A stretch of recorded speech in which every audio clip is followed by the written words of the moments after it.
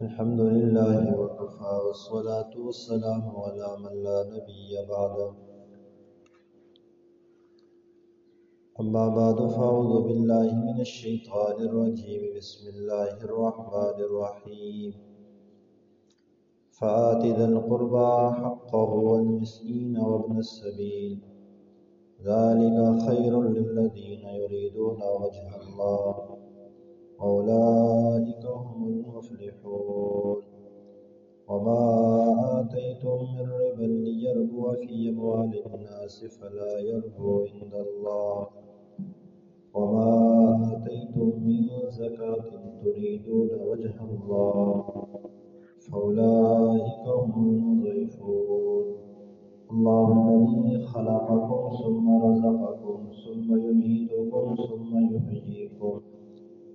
هل من شركائكم من يفعل من ذلكم من شيء سبحانه وتعالى عما يشركون فآت ذا القربى حقا پس دے دو قریبی رشتہ داروں کو ان کا حق والمسکین اور مساکین کو وابن السبیل اور مسافروں کو ذالک خیر للذین یریدون وجہ اللہ یہی بہتر ہے ان لوگوں کے لیے جو اللہ تعالیٰ کی رضا چاہتے ہیں اولئک هم المفلحون اور یہی لوگ کا فلاح پانے والے ہیں وما آتیتم من ربا لیربو فی اموال الناس اور جو تم دیتے ہو سود تاکہ بڑے لوگوں کے مالوں میں سے فلا یربو عند اللہ پس وہ نہیں بڑھتا اللہ تعالیٰ کے ہاں وما آتیتم من زکاة اور جو تم زکاة ادا کرتے ہو تریدون وجہ اللہ اللہ تعالیٰ کی رضا چاہتے ہوئے فاولئک هم المضعفون پس یہی لوگ ہیں جو اپنا اجر دوگنا کرنے والے ہیں اللہ الذی اللہ تعالیٰ ہی کی ذات ہے وہی خلقکم جس نے تمہیں پیدا کیا ثم رزقکم پھر تمہیں روزی دے ثم یمیتکم پھر تمہیں مارے گا ثم یحییکم پھر تمہیں زندہ کرے گا هل من شرکائکم کیا ہے تمہارے شریکوں میں سے کوئی من یفعل من ذلکم من شیء جو ان کاموں میں سے کوئی کر کے دکھائے سبحانہ پاک ہے اللہ تعالیٰ کی ذات و تعالی اور بلند ہے عما یشرکون اس سے جو تم شرک کرتے ہو اس سے پہلی آیت کریمہ میں اللہ رب العزت نے ارشاد فرمایا کہ اللہ تعالیٰ ہی رزق کو کشادہ کرتے ہیں کسی کے لیے جس کے لیے چاہتے ہیں اور اللہ تعالیٰ ہی رزق کو تنگ کر دیتے ہیں جس کے لیے چاہتے ہیں معاشرے میں کسی کو اللہ نے امیر بنا دیا کسی کو غریب بنا دیا کسی کے اوپر مال و دولت کی فراوانی کر دی اور کسی کو فاقوں پر مجبور کر دیا یہ اللہ تعالیٰ کی حکمتیں ہیں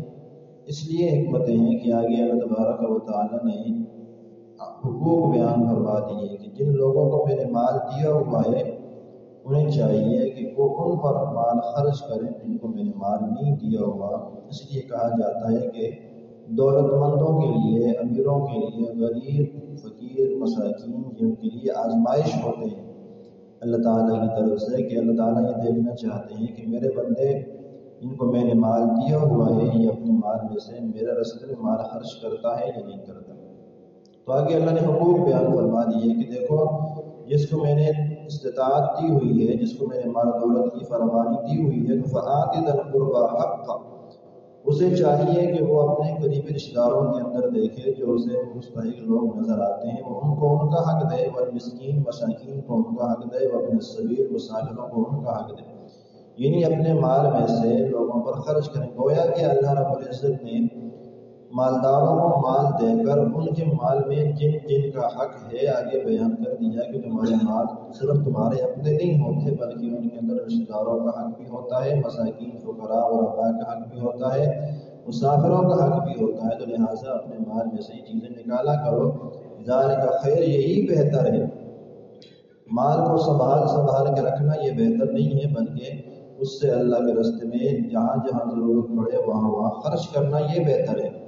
للذین یریدون وجہ اللہ ان لوگوں کے لیے بہتر ہوگا جو اللہ کی رضا چاہتے ہیں جو دنیا کا مال و دولت چاہتے ہیں تو وہ تو مال پر ہی سانپ بن کے بیٹھ جاتے ہیں اور جو اللہ کی رضا چاہتے ہیں تو پھر تو وہ خوش ہوتے ہیں۔ صحابہ کرام کی زندگیوں کا آپ اٹھا کر دیکھیں گے، جب بھی اللہ کے دین کے لیے اللہ کے راستے میں مال خرچ کرنے کی باری آتی تھی تو وہ اپنے آپ کو بعد میں اپنے لیے سوچتے تھے، پہلے وہ اللہ کے راستے میں دیتے تھے۔ فرمایا ذالک خیر للذین یریدون وجہ اللہ، یہی بہتر ہے ان لوگوں کے لیے جو اللہ تعالیٰ کی رضا چاہتے ہیں، ارادہ کرتے ہیں۔ اولئک هم المفلحون، اور جو لوگ اللہ کی رضا کے لیے، اللہ کو خوش کرنے کے لیے اپنے اللہ کے دیے ہوئے مال میں سے اس کے بندوں پر خرچ کرتے ہیں تو اللہ نے فرمایا یہی لوگ حقیقت کے اندر کامیاب ہونے والے ہیں۔ اس کی اگلی آیت کریمہ کے اندر انسانی معاشرے کے اندر ایک جو سوچ بن چکی ہے، اس سوچ کا رد کیا گیا ہے۔ ہمارے معاشرے میں ہم تو یہ سمجھتے ہیں کہ ہم کسی کو سود پر قرضہ دیں گے یا سود لیں گے تو اس سے ہمارا مال بڑھتا ہے، ہمیں بڑھتا ہوا نظر آتا ہے۔ ہمارا نظریہ یہ بن چکا ہے کہ اگر ہم اللہ کے راستے میں پیسے دیں گے تو اس سے ہمارا مال کم ہوگا، تو یہ ایک سوچ بن چکی ہے۔ اللہ نے اس سوچ کا رد فرمایا ہے، وَمَا آتَيْتُم مِّن رِّبًا لِّيَرْبُوَ فِي أَمْوَالِ النَّاسِ فَلَا يَرْبُو عِندَ اللَّهِ، کسی کو قرض دیتے ہو اور اس سے واپس لیتے ہو سود کے ساتھ، چاہتے یہ ہو کہ لوگوں کے مال تمہارے مالوں کے ساتھ مل جائیں اور تمہارے مال بڑھ جائیں، تمہارے پیسے بڑھ جائیں، دیتے 10 ہو لیتے 15 ہو، تو یہ تم جو سود لیتے ہو تم بظاہر تمہاری نظر میں وہ بڑھتا ہوا نظر آ رہا ہے۔ فَلَا يَرْبُو عِندَ اللَّهِ، وہ اللہ کے ہاں بڑھتا نہیں ہے، وہ تو کم ہو رہا ہے، وہ ختم ہو رہا ہے، اس لیے کہ اللہ کا فیصلہ يَمْحَقُ اللَّهُ الرِّبَا، سورہ بقرہ میں آپ پڑھ کے آئے کہ اللہ تعالیٰ تو سود کو مٹاتا ہے، سود لاکھوں کروڑوں کے اندر بھی آئے گا تو سود ہے، اللہ اس کے اندر سے برکتیں ختم فرما دیں گے، اس کو ختم فرما دیں گے، اس کو مٹا دیں گے۔ وَيُرْبِي صدقات، اور صدقات کو اللہ تعالیٰ بڑھا دیتے ہیں، تو جتنا بھی آپ اللہ کے راستے میں دیں گے وہ اتنا بڑھ کے دوبارہ آپ کے پاس آئے گا۔ تو اللہ نے ضرور بیان فرما دیا کہ جو تمہیں بظاہر مال بڑھتا ہوا نظر آئے گا سود کی صورت میں، وہ اللہ کے یہاں بڑھتا نہیں ہے، وہ اللہ کے یہاں مٹ رہا ہوتا ہے۔ اور وما آتیتم من زکاۃ تریدون وجہ اللہ، اور جو تم یہ سمجھتے ہو کہ ہم اللہ کے راستے میں جب زکوٰۃ دیں گے، ظاہر سی بات ہے ہر ایک بندی کی سوچ یہی ہے کہ 40 روپوں میں سے اگر ایک اللہ کے راستے میں دیں گے تو ہمارے پاس تو ایک کم ہو رہا ہے، پہلے 40 تھے اب 39 پن بچ گئے ہیں، تو ذہن تو یہ بنا ہوا ہے کہ مال کم ہو رہا ہے۔ تو اللہ فرماتے ہیں کہ جو میری رضا چاہتے ہوئے میری خوشنودی کی خاطر زکوٰۃ دیتا ہے فاولئک هم المضعفون، بس یہی لوگ ہیں جو اپنے مالوں کو دوگنا چگنا کر دیتے ہیں، اجر و ثواب بھی دوگنا چگنا ہوگا، مال بھی دوگنے چگنے ہوگا۔ تو زکوٰۃ دینے سے مال میں کمی کوئی نہیں ہوتی اور سود لینے سے مال بڑھتا کوئی نہیں، اللہ نے ایک اصول اور ضابطہ بیان فرما دیا۔ حضرت مولانا شبیر احمد عثمانی رحمہ اللہ، جنہوں نے مغربی پاکستان پر پاکستان کا پرچم جو تھا وہ لہرایا تھا، وہ اس آیت مبارکہ کی تفسیر میں ایک مثال کے ذریعے بات سمجھاتے ہیں کہ دیکھیں بسا اوقات انسان کے اوپر ورم آ جاتا ہے، سوجن ہو جاتی ہے کسی انسان کے اوپر، جب وہ بندہ سوج کر بالکل ورم آ جائے اور پھول جائے،